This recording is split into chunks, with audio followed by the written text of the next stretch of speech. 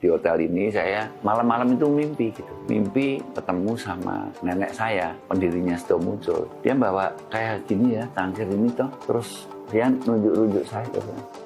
Misalnya kalau orang kaya sama orang berkuasa yang hebat, yang pinter-pinter tuh susah lah disadarkan. Hoki teit pun suteji. Oh, apa tuh artinya? Keberuntungan nomor 1, kemampuan nomor 2. Bos Sido Muncul membantu membebaskan Jessica Wongso. Orang-orang di penjara selalu saya doa. Siapa saja. Orang yang bingung pilihannya itu yang mana gitu. Tapi saya buat lagu loh. Oh iya? Iya. Lagu apa? Lagunya namanya Sing Roso. 30 tahun saya doain. Setiap hari. Makanya saya kan nggak sekolah, nggak pernah belajar apa-apa. Saya cuma doa itu aja. Tuhan berilah aku cinta kasih, kebijaksanaan, hikmat, kesehatan, dan kedamaian. Dan jauhkanlah aku dari malapetaka. Amin. Siapa? Jessica. Ya saya pribadi sama Jessica. Hai good people, izin Stitch ya. Ini barusan banget muncul FYP-nya aku, conversation Rihanna dengan presidirnya PT Sido Muncul, ya Bapak Irwan Hidayat. Di situ Pak Irwan menyampaikan bahwa ternyata orang-orang yang di penjara itu juga banyak belum tentu bersalah juga ya. Terus juga dia yakin bahwa Jessica juga nggak bersalah gitu, dan beberapa ditemukan juga banyak orang-orang korban ya, karena ya tadi belum tentu juga bersalah di orang di penjara. Ya all the best lah buat kasusnya Jessica Wongso, mudah-mudahan segera dapat informasi yang terbaru, mungkin ada sidang yang terbaru, di sidang lagi atau bagaimana. Ya hukum Indonesia harusnya bisa lebih baik lagi. Thank you. Pak Oto bebas, lead the case. Saya hormati Pak Oto masih lawyer yang dulu. Enak aja nyuruh-nyuruh Otto Hasibuan untuk lift the case, untuk meninggalkan kasus Jessica ini. Kalau Jessica terbukti tidak bersalah, bukan dia pelakunya, lu mau tanggung jawab nggak gantiin Jessica masuk ke dalam penjara? Gua tanya sekarang.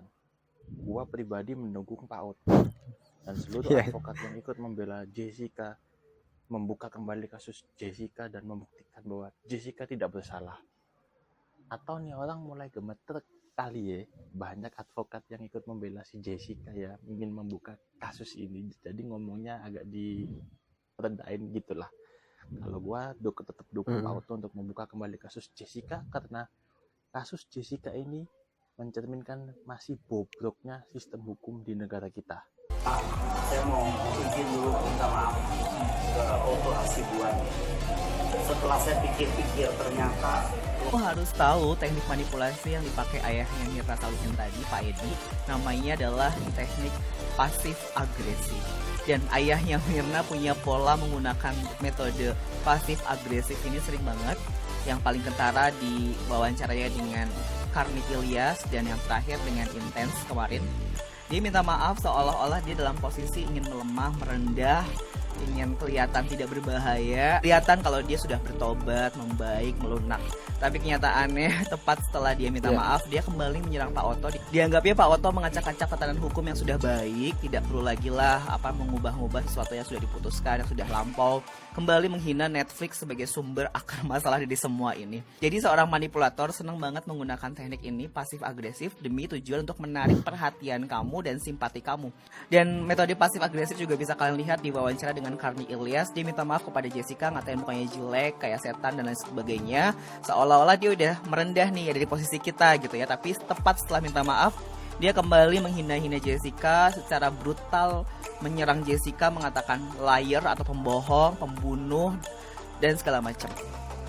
Dia serang juga Otto dan lain-lain. Bahkan ibunya Jessica juga diserang di situ. Nah, jadi teman-teman jangan sampai ya kalian mudah terperdaya dengan seorang narsistik, karena mereka sering banget menggunakan teknik ini, membuat kita bingung gitu. Ini orang sebenarnya udah tobat atau belum? Ini sebenarnya dia tuh tulus atau enggak? Ya kalau memang dia masih secara agresif menyerang, ya artinya permintaan maafnya tidak tulus atau fake apology. Nah, karena kamu sekarang udah tahu, jadi hati-hati ya kalau kamu berhubungan dengan manipulator atau narsistik seperti ini, apalagi kalau kamu sendirian gak ada yang ngebelain. Pahami mana yang fakta, fokus ke fakta dan kejadian yang sebenarnya, bukan ke ucapan manisnya. Karena ucapan semanis apapun, seorang narsistik siap kapanpun untuk menyerang kamu habis-habisan. Eddie ini sering banget menggunakan berbagai jurus manipulasi. Selain pasif agresif, dia juga sering gaslighting, adu domba, atau triangulation. Dia juga sering smear campaign, menyebar fitnah kemana-mana. Dia juga sering berbohong atau lying. Dia juga sering menggunakan kalimat-kalimat yang tidak penting, informasi-informasi sampah atau word salad, buat orang bingung, membuat orang seolah-olah dia dalam posisi lemah.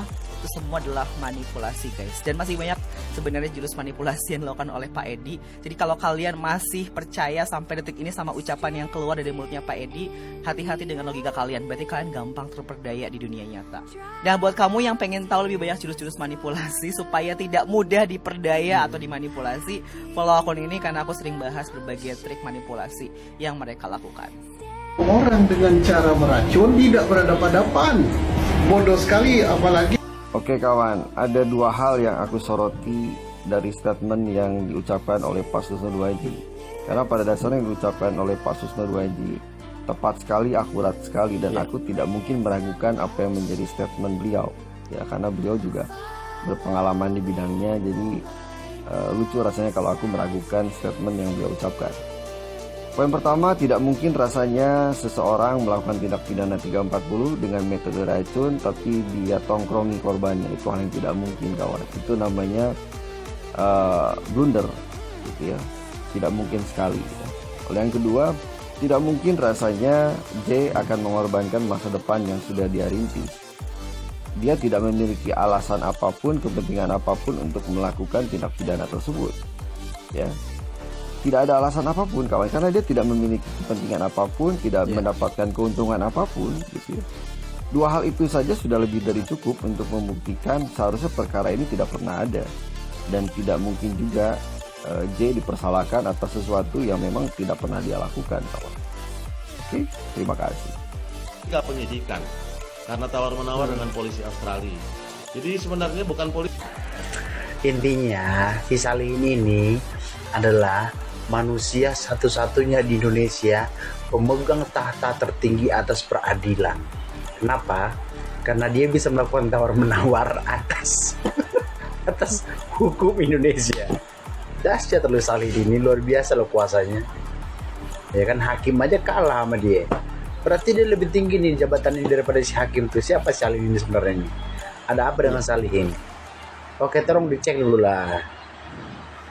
Buat kalian para oknum-oknum penegak hukum yang kelakuannya seperti setan, tolong karma akan datang segera menghampiri kalian satu per satu, ya. Mungkin bisa jadi nggak sekarang, nggak tahun ini, tahun depan, ya 10 tahun ke depan kamu akan rasakan, tetap akan dirasakan, nggak mungkin enggak.